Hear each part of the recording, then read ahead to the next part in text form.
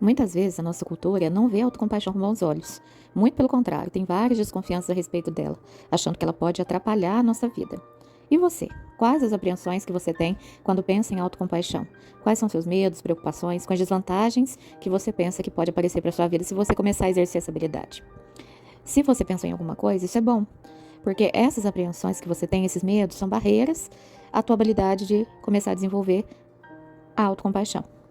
Então, é importante ter consciência. A consciência é o primeiro passo para começar a derrubar essa barreira. E eu venho te falar uma coisa. Essas apreensões, esses medos que você tem, são falsas concepções.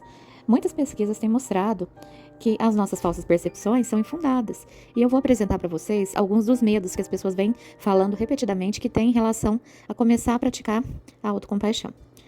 Então, vamos lá. O primeiro medo é a autopiedade. Geralmente eles pensam assim: autocompaixão não significa que eu vou oferecer um banquete de autopiedade para mim, que eu vou ficar dizendo pobre de mim. Muitas pessoas temem que seja uma forma de autopiedade, mas na verdade a autocompaixão é um antídoto para a autopiedade. Enquanto a autopiedade diz pobre de mim, a autocompaixão ela reconhece que a vida é dura para todo mundo. Pessoas autocompassivas têm mais chance de avaliar as perspectivas. Em vez de focar no próprio sofrimento, ficar ruminando o sofrimento, elas conseguem pensar em solução de problemas. Então tem menos probabilidade de ruminar sobre o quanto as coisas estão ruins, ficar reclamando e reclamando. Então é uma das razões por que as pessoas autocompassivas têm melhor saúde mental, por conseguir ver com maior clareza. Quando a gente tem autocompaixão, nós nos lembramos que todos sofrem de vez em quando, que é um dos princípios que eu citei nos vídeos anteriores, de humanidade compartilhada. E nós não costumamos exagerar a extensão das dificuldades que a gente tem, porque a gente está atento, está praticando atenção plena. Então, tira isso da sua cabeça. A autocompaixão não é uma atitude do tipo pobre de mim, pobrezinho de mim. Não tem nada a ver com isso. O segundo mito é que a autocompaixão é para os fracos. Que a pessoa tem que ser resistente, tem que ser forte para encarar a vida. Que se ela tiver autocompaixão, ela vai ser fraca e inferior. E não é nada disso. A autocompaixão é uma fonte de força interna, confere coragem, estimula resiliência, principalmente quando a gente está de cara com a dificuldade. Pessoas que têm mais autocompaixão são mais capazes de lidar com situações difíceis, dificílimas, como divórcio, trauma, dor crônica. Então, é outro mito que está sendo derrubado. O terceiro mito é pensar que com a autocompaixão você vai ser mais egoísta. Tem que pensar mais nas outras pessoas, não em mim. Ser autocompassivo é um caminho para ser egoísta, para ser autocentrado. E é outra coisa que é infundada, que não tem nada a ver. Quando a gente consegue dar compaixão para nós mesmos, isso nos capacita a dar mais aos outros nas nossas relações.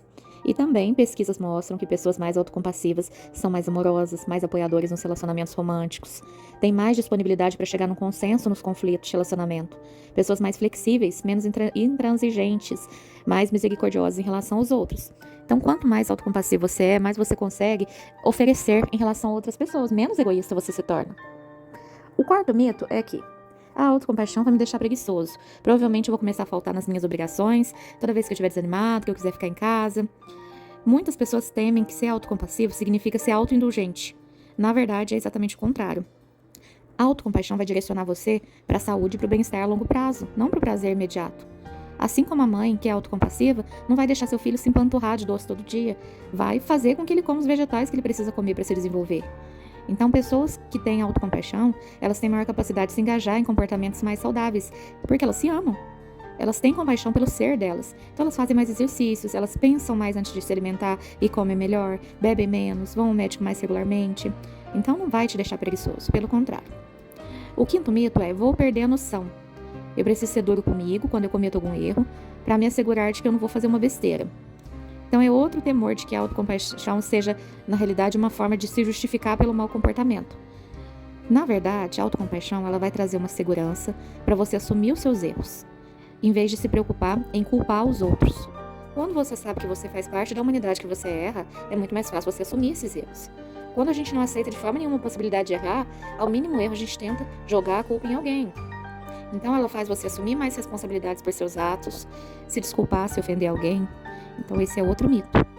E o último mito que a gente vai falar hoje é: quem pensa que tem autocompaixão nunca vai ter sucesso. Nunca vou conseguir o que eu quero na minha vida se eu ficar abrandando minha autocrítica severa. É a autocrítica que me direciona para o sucesso. A autocompaixão é boa para algumas pessoas, mas eu tenho altos objetivos, padrões e o que eu quero atingir na minha vida, e isso não serve para mim. Isso também é muito comum. De que a autocompaixão, ela mina a sua motivação para o sucesso. Muita gente acredita que a autocrítica é o que movimenta, né? O motor, o motivador, mas não é. A autocrítica com o tempo, ela tende a minar a confiança, leva ao medo, leva ao fracasso. Atendo todos os dias pessoas com autocrítica elevadíssima que chegam num ponto de paralisia, de tanto que se criticam, de tanto que são ruins para si mesmas. Se você for autocompassivo, ainda assim você vai estar motivado, ainda assim você vai atingir os seus objetivos. Porque isso é importante para você. E você quer e deseja atingir o teu potencial pleno. Pessoas que têm autocompaixão também têm altos padrões pessoais. E elas não vão ficar se recriminando quando falham, a um pequeno erro. Isso faz com que elas tenham menos medo do fracasso, mais probabilidade de tentar novamente, de persistir nos seus esforços e de alcançar o sucesso. Então é um outro mito que precisa ser derrubado.